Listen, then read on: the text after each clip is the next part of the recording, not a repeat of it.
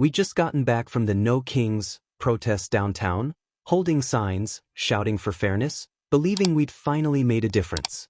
But when I turned into our street, the sky over my $20 million home was glowing orange, and that's when I realized our own HOA president had declared war.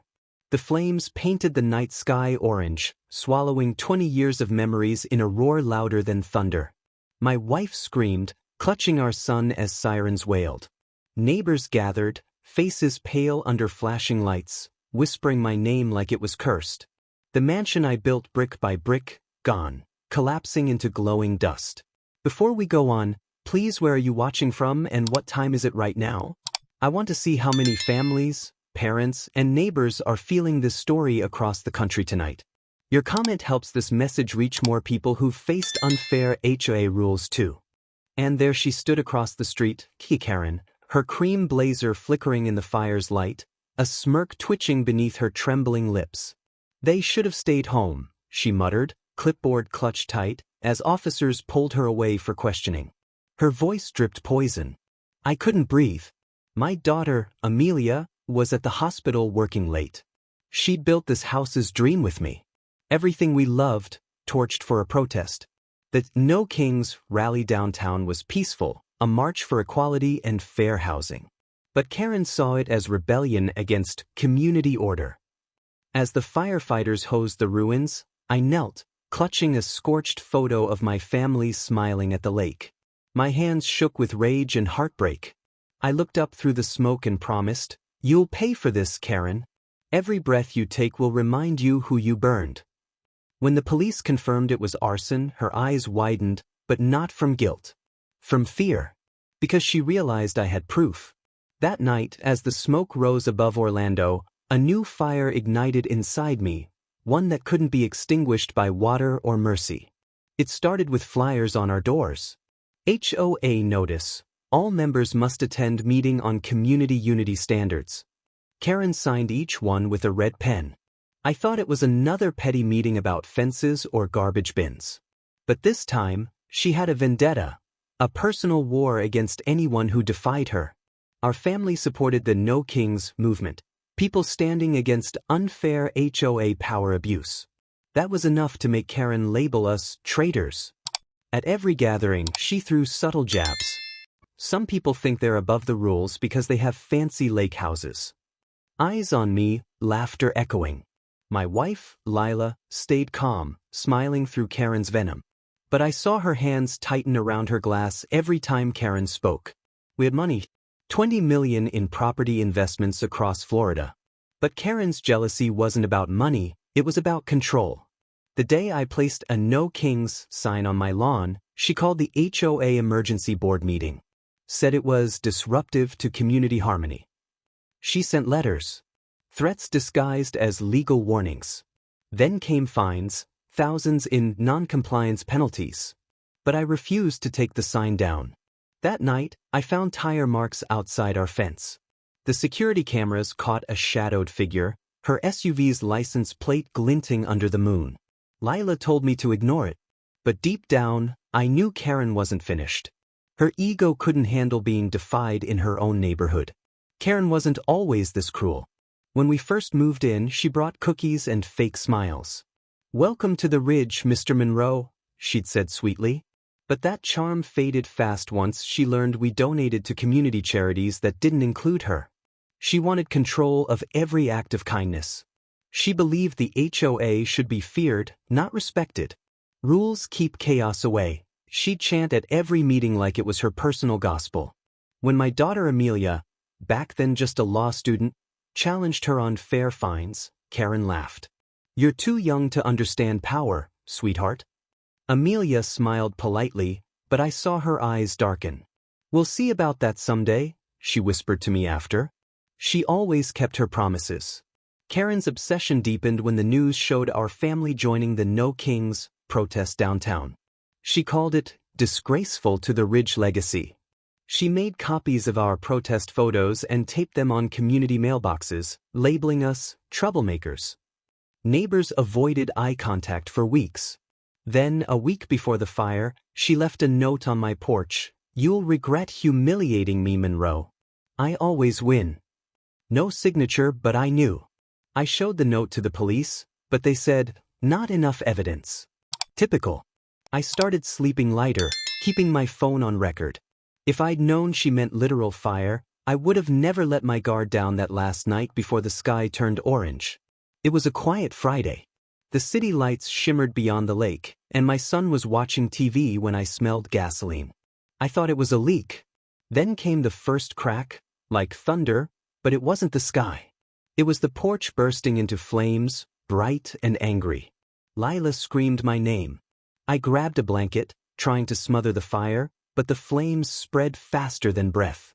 Curtains ignited, alarms screamed. I rushed my son outside, barefoot, smoke clawing my throat. The entire side of the house was melting into chaos.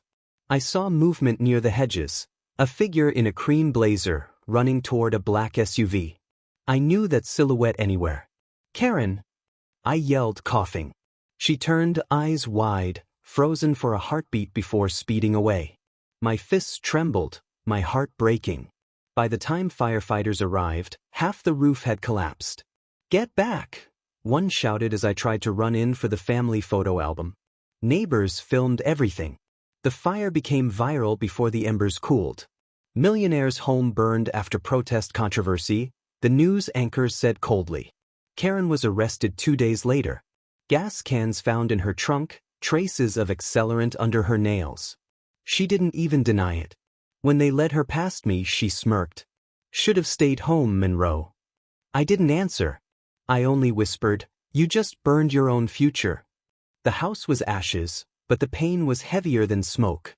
Insurance called it arson-related total loss. To me, it was the death of our family's dream. Lila couldn't stop crying. Why is James? What did we ever do to her? Her voice cracked as she sifted through charred remains of photo frames. I had no answer. I felt guilty, like I'd invited this storm by standing for what was right. But silence would have meant surrender. Our son, Max, refused to sleep for weeks. She's gonna burn us again, Dad, he whispered every night, clutching his baseball glove. Amelia came home from D.C. where she was clerking at the district court. When she saw the ashes, she fell to her knees in silence. She held my hand and said, we'll rebuild. But not just the house. We'll rebuild justice too. That's when I knew revenge wasn't mine to take. The court set Karen's trial for 6 months later. The whole state watched. The HOA president versus the family she destroyed. She tried to play victim, claiming it was a misunderstanding. Her lawyer said she had emotional distress. I called it evil in a blazer. Reporters swarmed us daily. But through every headline, every interview, I stayed silent. My daughter, though she was taking notes. She said one sentence that night, Dad, let her walk into that courtroom thinking she still has power. I didn't understand then, but I would. Orlando County Courthouse was packed that morning. Cameras, microphones, flashing lights. Everyone wanted to see HOA Karen's downfall. Karen walked in, chin high, pearls around her neck like she was attending brunch, not trial. I could smell her perfume even from across the room. Her lawyer painted her as misunderstood. They said she acted out of fear because our protest made the community unsafe. I saw all of it. The prosecutor tore her story apart. Surveillance footage, gasoline purchase receipts, and the threat note all pointed straight to her. But the twist came when the judge entered. Karen turned to face the bench, and her smug smile vanished like smoke in rain. Chief Judge Amelia Monroe, my daughter, walked in wearing her black robe, eyes sharp as justice itself. Karen's knees nearly buckled. Amelia's voice was steady. State of Florida versus Karen Doyle. Let's begin.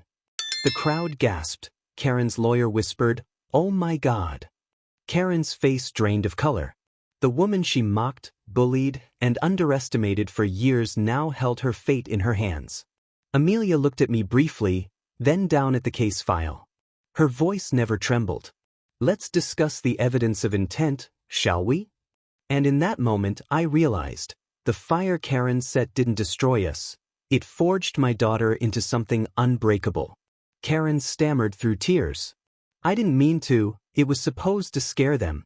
But Amelia's tone sliced through the excuses like glass. Scare them? You burned a $20 million home with a child inside, Amelia said, her gavel tapping once, sharp and cold. Karen's lawyer begged for leniency, calling her a community servant. The irony almost made me laugh. A servant of control, maybe. Amelia showed photos, our charred walls, Max's melted toy car, Lila's singed Bible. The courtroom fell silent except for Karen's quiet sobs. Amelia leaned forward. Do you understand the magnitude of what you've done? She asked. Karen nodded, shaking, mascara streaking down. But then Karen looked at me. He provoked me. His signs, his defiance, it made me look weak. The whole room gasped. Amelia stood. Justice doesn't care about your pride, Mrs. Doyle. You chose hate. And today, hate gets sentenced. Karen tried to speak again, but Amelia raised her hand. No more excuses. That calm authority sent chills through everyone watching. I watched my daughter, pride and grief mixing inside me. This wasn't revenge. It was restoration, poetic, final, divine.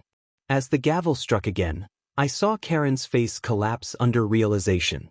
The same fire she started now burned in the form of justice. The air inside the courtroom was heavy, like thunder waiting to break. Cameras clicked. Reporters whispered. Karen trembled at the defense table. Amelia read through her notes slowly, letting every word echo. Arson. Endangerment. Property destruction. Reckless disregard for human life. Karen's breath hitched. Please, she whispered. I didn't know your father was. She stopped, realizing the futility of her words. Amelia's gaze didn't soften. This isn't about my father. This is about justice for every family who suffered under your abuse of power. The prosecutor added, we request the maximum sentence under Florida law. Karen's shoulders shook as she clutched her pearls. I felt no joy, only peace. The kind that comes when truth finally finds light after years of shadows. Amelia continued, voice strong and unbroken. Karen Doyle, you are hereby sentenced to 25 years in state prison. Karen gasped. The sound echoed through the room like a final crack of burning wood. She turned to me, eyes pleading for forgiveness. I simply said, you burned everything you ever built. Your reputation, your soul, your humanity. She wept as deputies led her away. Outside, the crowd cheered. But I only looked at Amelia, realizing she'd become something greater than revenge. She'd become redemption itself. Months passed. The land where our house once stood was cleared. The smell of smoke was replaced with sawdust and new beginnings. Neighbors who once avoided us now came to help. We're sorry, they said softly. We were afraid of her too. Fear was finally gone. Lila planted new roses by the lake. Let's make this place beautiful again, she whispered. Hope began to bloom alongside those petals. Amelia visited often, leaving her judge's robe folded on the porch chair as she painted walls with her brother. Justice can build too, she said. Our new home wasn't worth $20 million, it was worth more. It was built from forgiveness, truth, and the ashes of something reborn. Karen wrote letters from prison. Tell Amelia I'm sorry, she said once. I never replied. Some flames deserve to stay extinguished. News channels still replay the story, calling it the HOA fire that brought justice. But to us, it was a story about second chances. Amelia told me she was writing a book on moral law and community abuse. Dad, people need to know power can corrupt, even in neighborhoods. As I looked over the lake one evening, I realized the real fire wasn't destruction, it was transformation. We'd survived something eternal. And when the sun set behind our new roof, it looked like forgiveness shining through smoke. Years later, standing on my rebuilt porch, I tell this story not with anger, but with gratitude. The fire burned our home, not our spirit. Max's baseball trophies now sit where ashes once fell. Lila laughs again, her garden glowing under golden evening light. Amelia's book became a national bestseller, titled The Fire That Built Justice. She used our pain to